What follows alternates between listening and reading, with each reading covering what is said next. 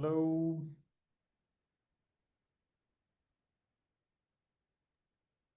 Hello. Hey.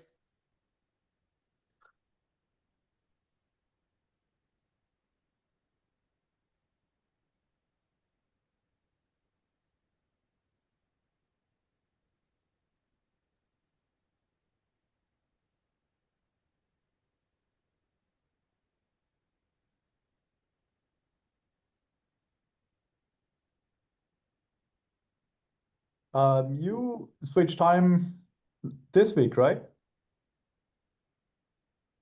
Great question. Yes. Actually, Europe switched. You should. No, we switched last week. We switched, and then now we are waiting for you to switch also. There's a couple of days. It's this Sunday. weeks. Yeah. It's Yeah, this yeah. Sunday. 1 week. Hello. Hello. Quick.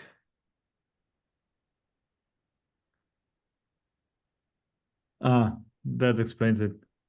I was wondering, Camille, over your shoulder, it looked like that you have one of these huge copying machines that you usually have in the offices, but it's actually a small one. Well, it looked like one, Yeah, I see it. a proper professional one. It's a Yeah, fax, but only. That's what you have when you work remotely, right? Yeah. Thanks. I mean, it's connected to better uptime, and pager duty. It wakes me up doing like This is how you get support requests from your customers, right? Yeah, it They prints fax it and and then then it like cuts it in a, how do you call it? Like this machine that like you like destroys the paper and when you want, Shredder. yeah, it's like directly there. Okay, let's get started. I think Martin is not coming today, so I think we're complete. Okay, let me remind you that by being here, we all agree to the GraphQL Spec membership agreements, the participation guidelines, the code of conduct, and the contribution guide.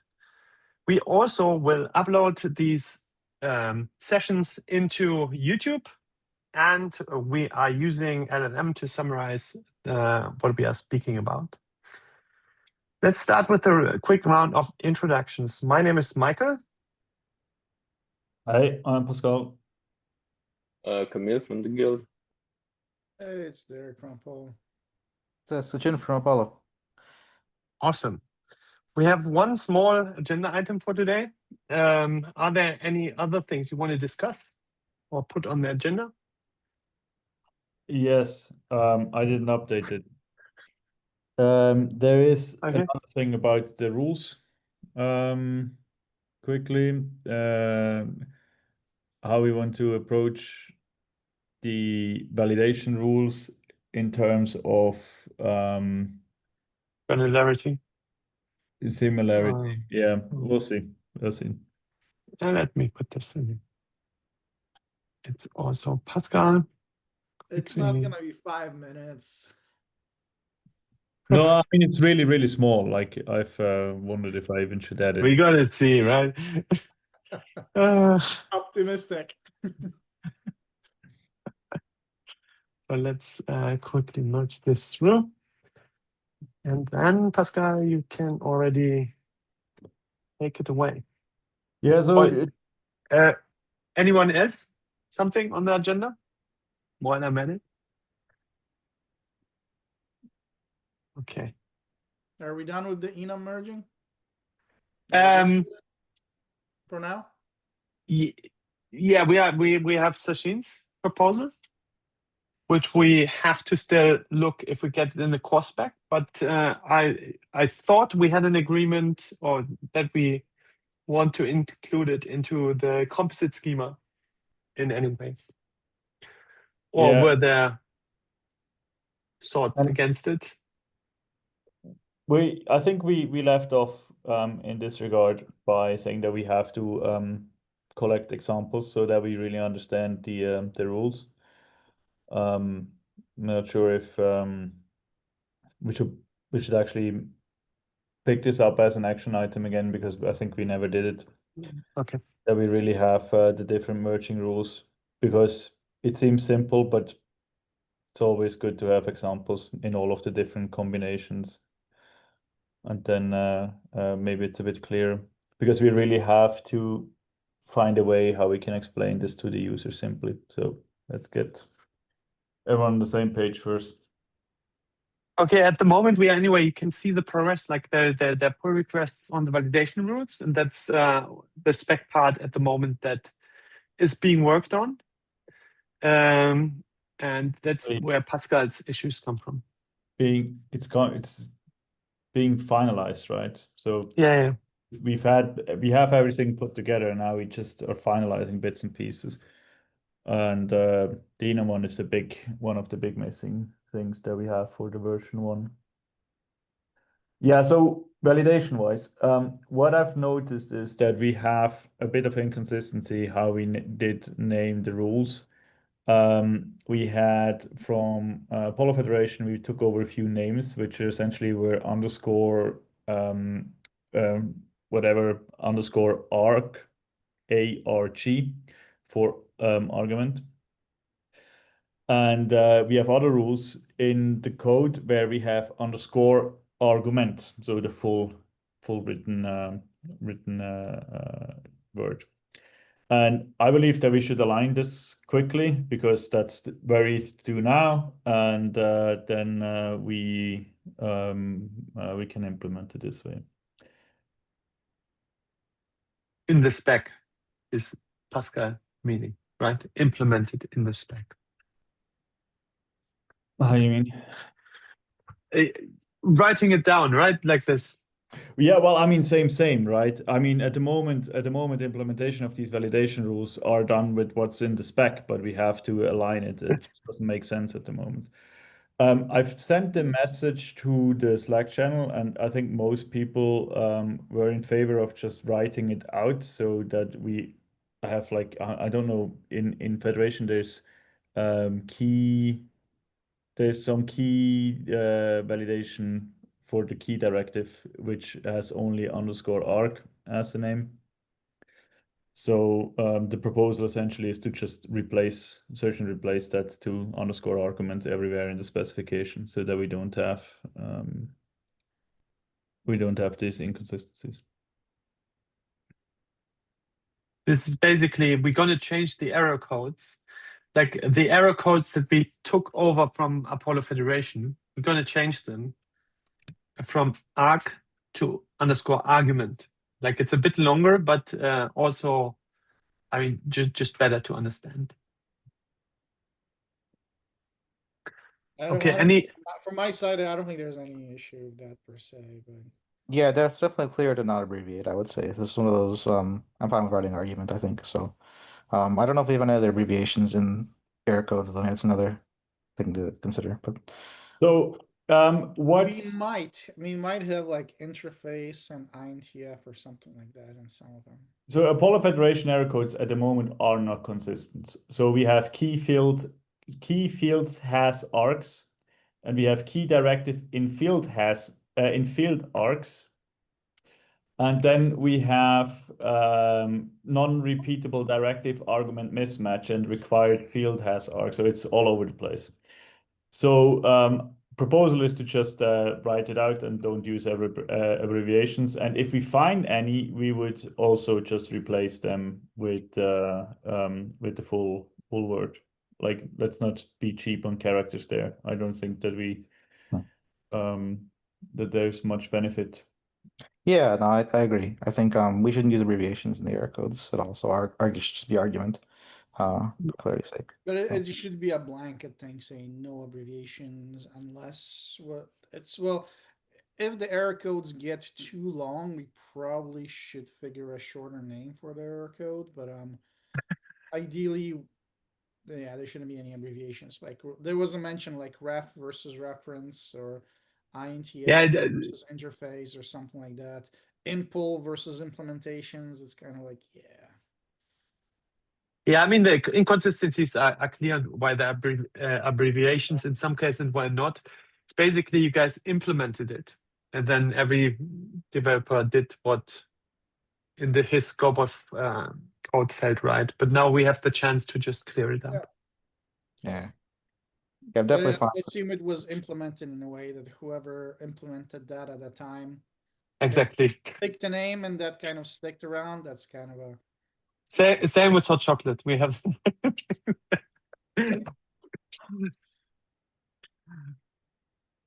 Awesome. We just want to clear it up if there are any maybe issues why we don't want to do that, so that we agree on that. Awesome. To the second point, Pascal. Yeah, so the other thing is just to keep you guys to bring you guys up to speed, there is the field references internal type validation rule, and we also have the field. Second, I have to open my notes. This one is also very quickly done. 1 second.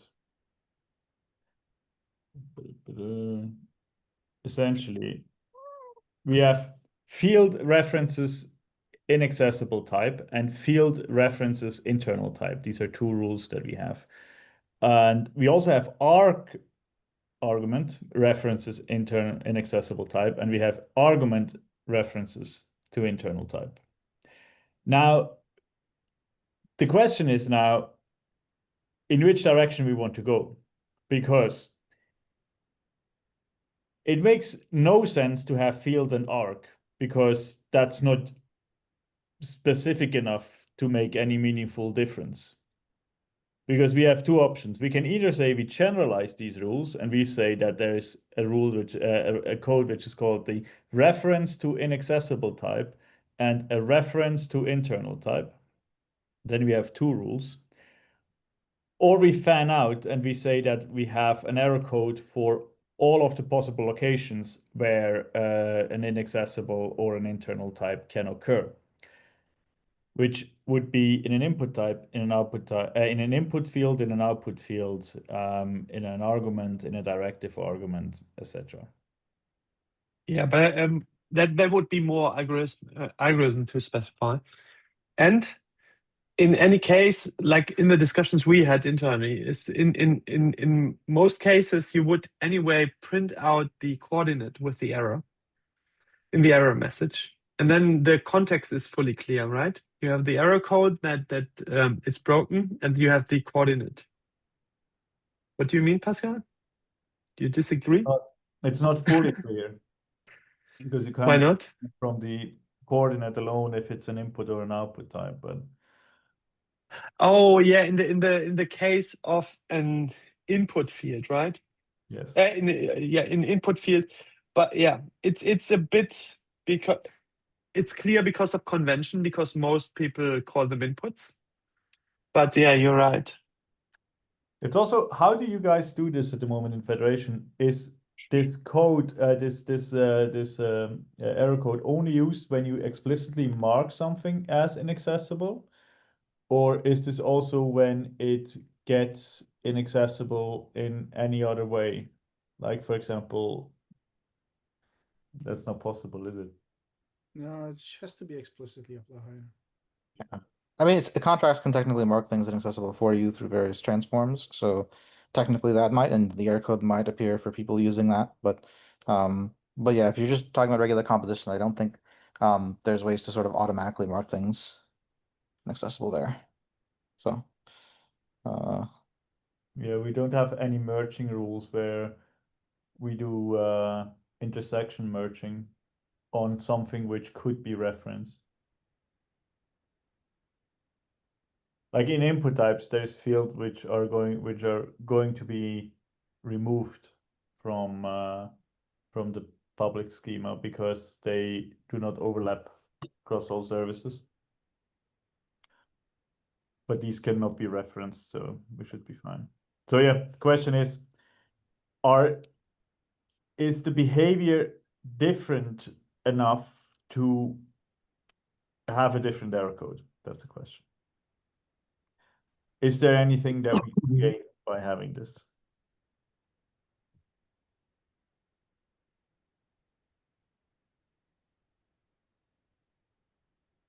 I mean, it's probably too much to ask why you did this. Federation. There's the questions there. It might have been a pattern we already saw elsewhere and we just copied it, honestly. That's probably what happened. There could be some other precedent we had in some other system where we like separated error codes based on fields or args. And in this case, though, for accessible, there's so many different things that can reference another thing that maybe it doesn't make as much sense to like have one per schema element kind and just have one for all the schema elements. But yeah, as long as people can sort of know what the coordinate is of the element they have, they can presumably look it up in the schema and figure out the kind if they need it. So it's not really too much of an issue. I suppose they have to figure out which, subgraph it's in to do that kind of lookup, but yeah. Yeah, for the most part, I've seen whenever we do like those errors, we include the type information before the coordinate, so that like the error message says what it was. Yeah, usually, yeah. But that's generally how we've been doing that. So, but the code itself, I guess, could be generic, but it's up to folks to include additional information in the message if they want. But I don't know. Okay. Then we will generalize. Then we'll only have 2 rules. That also makes validation a bit simpler.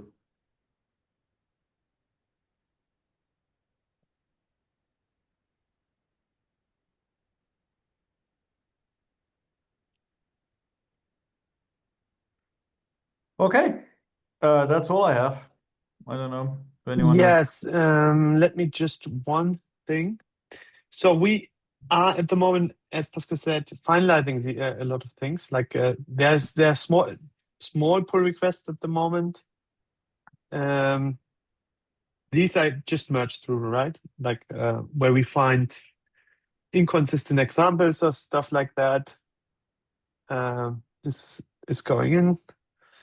But you can also like leave your comments on algorithmic stuff. Like here we reworked basically the invalid shareable usage, for instance, the algorithm. Some of the initial drafts we wrote had inconsistencies, right? We just wrote all the algorithms down, and now it's the second phase where we go over and clean them out. So it's worth if somebody wants to provide commentary, you can go over these pull requests and just comment. Just as a note, if there is work being done. If there is no comment, we just merge them. As we anyway can reopen anything at any point of time. If somebody spots in the merge spec text an issue, we just fix it. We are at the moment in a proposed stage, so we can work very rapidly here. Also, if you find something, just open pull requests. Okay. That's the last thing. If nobody else has something, then we are on time because Pascal said 5 minutes and I said 15 minutes for the second one. We have 20 past, so Just took 10 minutes at least to do the introduction. clockwork. Okay. Awesome. Then see you next week, guys. See you later. Bye.